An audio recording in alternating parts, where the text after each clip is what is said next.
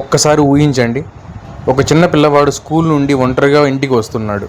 అకస్మాత్తుగా కొన్ని వీధి కుక్కలు అతని వెంట పడుతున్నాయి. ఆ పిల్లవాడికి ఏం చేయాలో తెలియదు.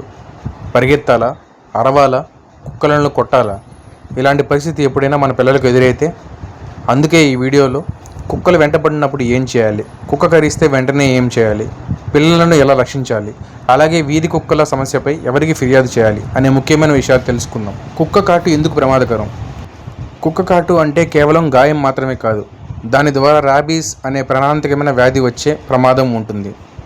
ప్రపంచ ఆరోగ్య సంస్థ ప్రకారం మనుషులకు వచ్చే ర్యాబీస్ కేసుల్లో కుక్కలే ప్రధాన కారణం.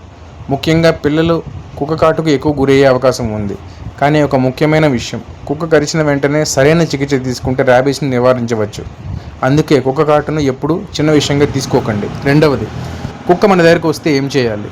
మరి ఒక వీధి కుక్క మన దగ్గరకు వస్తే ఏం చేయాలి? మొదటిది, భయపడకండి, పరిగెత్తకండి. మీరు పరిగెత్తితే కుక్క మిమ్మల్ని వెంటాడే అవకాశం ఉంటుంది. కుక్కను రెచ్చగొట్టకండి, రాళ్ళు విసరకండి, తనడానికి లేదా కొట్టడానికి ప్రయత్నించకండి. కుక్కను నేరుగా కళ్ళల్లోకి చూస్తూ ఉండకుండా ప్రశాంతంగా ఉండి నెమ్మదిగా అక్కడి నుండి దూరంగా వెళ్ళండి. మీ దగ్గర బ్యాగ్, గొడుగు లేదా మరేదైనా వస్తువు ఉంటే అవసరమైతే దాన్ని మీకు మరియు కుక్కకి మధ్య ఒక అడ్డుగా ఉపయోగించవచ్చు. కుక్క తింటున్నప్పుడు, నిద్రపోతున్నప్పుడు, గాయపడినప్పుడు లేదా పిల్లలతో ఉన్నప్పుడు దాని దగ్గరకు అసలు వెళ్ళకండి. ఇది ప్రతి తల్లి తండ్రి పిల్లలకు నేర్పించాల్సిన విషయం. పిల్లలకు చెప్పండి, తెలియని కుక్కల దగ్గరకు వెళ్ళకూడదు, కుక్కలను ఆట పెట్టించకూడదు, వాటి తోక లేదా చెవులు లాక్కూడదు, కుక్క తింటున్న ఆహారాన్ని తీసుకోవడానికి ప్రయత్నించకూడదు, కుక్కల గుంపు దగ్గరకు ఒంటరిగా వెళ్ళకూడదు. ముఖ్యంగా చిన్నపిల్లలను తెలియని కుక్కల దగ్గర ఒంటరిగా వదిలిపెట్టద్దండి. పిల్లలకు ముందుగానే ఈ విషయాలు నేర్పితే అత్యవసర పరిస్థితుల్లో వారు భయంతో ఏం చేయాలో మర్చిపోకుండా ఉండే అవకాశం ఉంటుంది. ఐదవది, కుక్క కరిస్తే వెంటనే ఏం చేయాలి? ఇప్పుడు ఈ వీడియోలో అత్యంత ముఖ్యమైన విషయం. కుక్క కరిచినా లేదా చర్మాన్ని గీసినా వెంటనే ఆ గాయాన్ని సబ్బు మరియు ప్రవహించే నీటితో కనీసం 15 నిమిషాల పాటు బాగా కడగాలి. ఇది ఆలస్యం చేయకండి. కేవలం గుడ్డ చుట్టూ వదిలేయద్దండి. గాయంపై కారం, మొక్కల రసాలు, యాసిడ్లు, ఇతర పదార్థాలు రాయడం చేయకండి. గాయాన్ని కడిగిన తర్వాత వెంటనే డాక్టర్ లేదా సమీప ఆరోగ్య కేంద్రాన్ని సంప్రదించండి.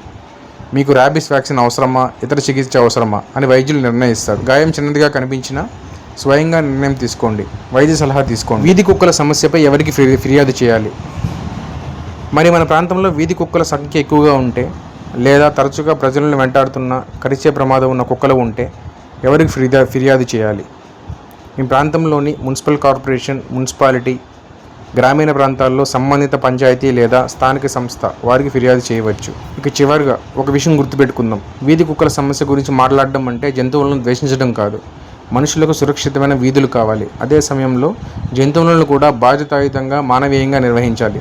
స్టెరిలైజేషన్, యాంటీ ర్యాబీస్ వ్యాక్సినేషన్, ప్రజల్లో అవగాహన, బాధ్యతాయుతమైన నిర్వహణ ఇవన్నీ కలిసి ఈ సమస్యను తగ్గించడంలో సహాయపడతాయి. కాబట్టి ఈ వీడియోని మీ కుటుంబ సభ్యులకు, తల్లిదండ్రులకు, టీచర్లకు, పిల్లలకు మరియు మీ ప్రాంతంలోని ప్రజలకు షేర్ చేయండి. ఎందుకంటే ఒక చిన్న అవగాహన ఒక ప్రాణాన్ని కాపాడవచ్చు.